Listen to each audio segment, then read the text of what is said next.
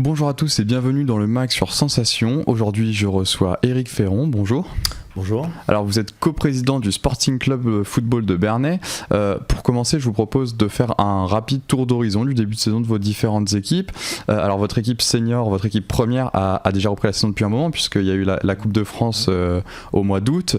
Vous avez été jusqu'au 3e tour de cette compétition. Qu'est-ce que vous retenez de ce parcours ? La Coupe de France, c'est toujours un événement dans un club, c'est une expérience. Vous pouvez aller loin comme vous pouvez sortir très vite, vous faire battre par une petite équipe. Donc tous les joueurs apprécient généralement la Coupe de France.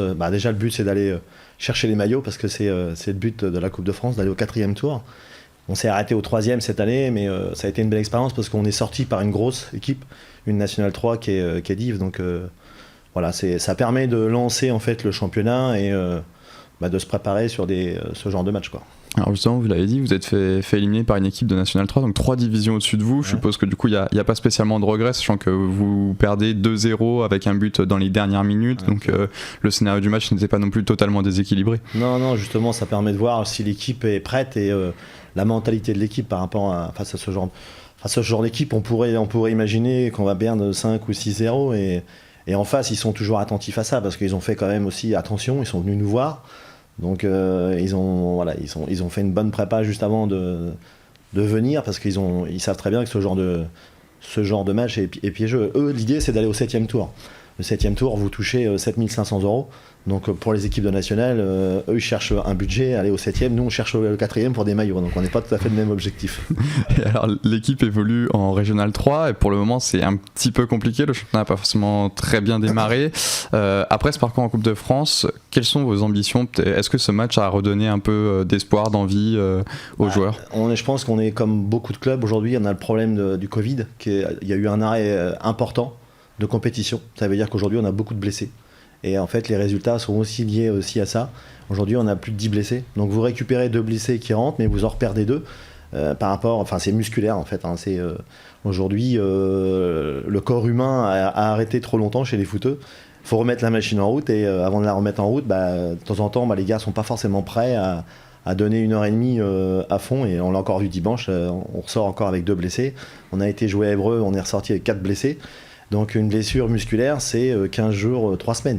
Donc il faut avoir un effectif relativement large. Là, on est sur 41 seniors. Et avec 41 seniors, dimanche, on a eu du mal à faire 2 x 13, quoi. Alors qu'on devrait partir à 2 x 14. Donc c'est un problème. Et alors vous avez aussi une équipe féminine qui elle pour le coup a parfaitement lancé sa saison avec 4 victoires et 1 défaite. Elle est actuellement première de sa poule et vise la montée. L'objectif du coup c'est de jouer le titre cette saison déjà dans cette poule et ensuite c'est quoi quel est l'objectif ? On est encore en phase d'apprentissage avec cette équipe, c'est du critérium à 8 donc j'ai créé ce groupe là il y a 2 ans, on a commencé par du futsal. On avait un petit noyau de 5-6 filles, 5-6 qui avaient à l'époque 17 ou 18 ans. Aujourd'hui, on a des joueuses qui sont un petit peu plus anciennes, qui ont joué aussi à 11, qui veulent plus jouer à 11, qui veulent revenir sur des terrains à 8. C'est une autre formule. Pour moi, c'est un très bon apprentissage pour les jeunes filles ou les jeunes femmes qui veulent faire du foot. Et l'ambition, c'était justement de démarrer, de créer quelque chose. Je voulais pas aller chercher des joueuses dans les clubs voisins.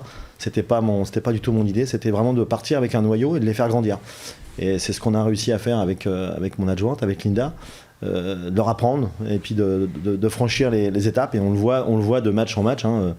Elles prennent de l'assurance et puis on fait travailler les points faibles. L'entraînement, c'est le but de les faire progresser. Et je pense qu'elles se sentent bien et quand on gagne c'est aussi c'est toujours motivant. C'est toujours motivant de venir à l'entraînement parce que je dis toujours le match est le résumé de ce qu'on a fait à l'entraînement. Donc si vous venez pas à l'entraînement dans n'importe quel sport, si vous entraînez pas, évidemment ça peut être compliqué le jour de la compétition. Donc l'idée c'est de finir effectivement dans les 2 premiers de cette poule.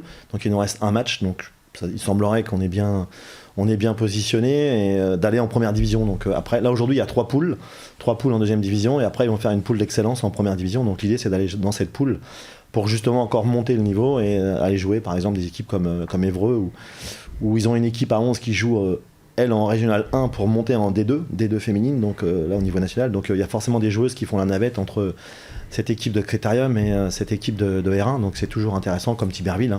Tiberville a une équipe de R2 et une équipe A8 et il y a des joueuses qui font la navette, donc c'est toujours intéressant de jouer face à des équipes comme ça parce qu'on apprend. Enfin, elles apprennent justement aussi à jouer quoi, à mieux jouer. Voilà.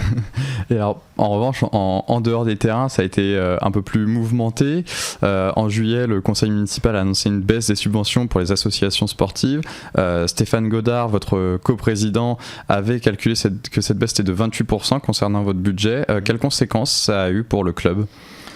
Les conséquences, encore une fois, on a rencontré Madame Wagner et je la remercie encore d'être venue à l'Assemblée Générale parce que voilà, on a pu échanger, on a pu expliquer les choses. Donc on ne s'attendait pas forcément à ce genre de situation, une baisse, sachant qu'il y a 7 ans, on avait quand même 29 000 euros de subvention. Aujourd'hui, on a 9 000 euros de subvention. Donc les 20 000 euros, à un moment donné, il faut aller les chercher quelque part. Alors peut-être que 29 000, c'était trop. Peut-être. C'est-à-dire que le fait de baisser la subvention, à un moment donné, vous avez un budget. Alors vous avez des rentrées de licence, vous avez des manifestations qu'on n'a pas pu faire, parce qu'on n'a pas pu faire de loto, on n'a pas pu faire de tournoi, on n'a pas pu faire de tournoi de poker. Tout ça, c'est des manifestations qui permettent de rentrer de l'argent. Et à un moment donné, quand vous n'avez pas pu le faire, et qu'en plus, on vous... je vais reprendre le terme des journalistes, raboter. On vous rabote 3 500 euros comme ça. Alors je peux comprendre qu'il y a c'est un budget de fonctionnement qui a été entre guillemets raboté dans toutes les associations et ailleurs. Et j'en veux surtout pas à Madame Wagner, c'est pas ce que je veux dire. C'est qu'il s'est rien passé pendant 30 ans à Bernay et aujourd'hui elle hérite d'un passé en fait et il y a plein de choses à faire. Et donc là, nous raboter une subvention, c'est nous on vit avec ça quoi. Donc c'est une partie de notre budget. Donc on a eu du mal à le comprendre. Donc on s'est expliqué avec Madame Wagner et j'espère que ça s'arrangera dans les jours à venir quoi, parce que c'est pour ça qu'on a démissionné parce que on est aussi bénévole nous, on y passe 600 heures par an dans ce club, c'est en gros à peu près 60 heures par mois, donc c'est de l'investissement personnel, alors on est passionné mais à un moment donné on a aussi un métier aussi à côté hein, donc ce genre de paramètres a eu du mal à passer, donc aujourd'hui on continue parce qu'on est aussi entraîneur, que ce soit Stéphane ou moi, on est aussi entraîneur dans le club. Donc on continue dans nos fonctions. Mais à un moment donné, il faudra qu'on se mette autour d'une table pour discuter parce qu'on peut pas. Si vous prenez les clubs qui sont aux alentours, hein, vous prenez Tiberville, Cerquigny ou Beaumont, ils ont plus de subventions qu'une ville comme Bernay de 10 000 habitants. Donc on a du mal à comprendre certaines choses. Donc après, on peut comprendre qu'il y a eu de mauvaises dépenses dans la ville et à un moment donné, il faut les raboter à droite ou à gauche. Quoi. Mais bon.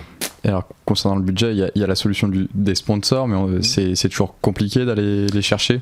Faut savoir que les sponsors, c'est aussi beaucoup du relationnel. Hein. C'est-à-dire que moi, quand je vais voir un sponsor où c'est quelqu'un que je connais, donc par amitié, il va nous aider. Il va dire qu'est-ce que tu as besoin d'un jeu de maillot, voilà. Alors il y a le textile, il y a aussi la publicité des panneaux autour du stade, sur le minibus, parce qu'on a aussi un minibus. Donc ça fait partie de l'enveloppe, on va dire, sponsoring, mais il faut savoir aussi qu'on a des sponsors qui sont disparus. Les sociétés qui ont arrêté, donc c'était 200 euros par-ci, 200 euros par-là. Donc le Covid est aussi passé par là. Donc il y a aussi la subvention, mais il y a aussi le Covid qui est passé dans le sponsoring, donc qui nous a permis. Enfin aujourd'hui, on a encore une perte aussi de ce côté-là.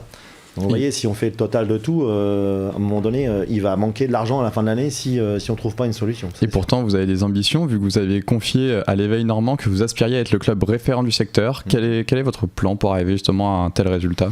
Bernay, c'est une ville de 10 000 habitants. Si je prends un petit peu les villes équivalentes, on peut prendre Pont-de-Mer, on peut prendre d'autres villes à côté. Lisieux, c'est le double. Hein. Je vais prendre le cas de Lisieux parce que je les connais très bien. Lisieux, c'est 20 000 habitants, c'est 96 000 euros de subvention. Donc on peut pas lutter face à ces clubs-là. Ils jouent un niveau au-dessus, ils jouent en R2, nous on joue en R3. Après, évidemment, la structure fait que vous avez des employés en interne, vous avez des emplois civiques.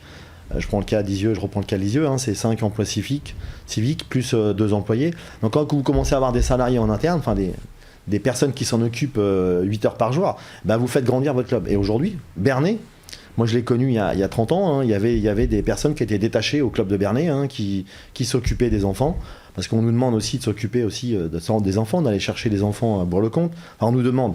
Il y a un volume d'enfants qu'il faut des fois aller chercher parce que les parents ne peuvent pas les emmener.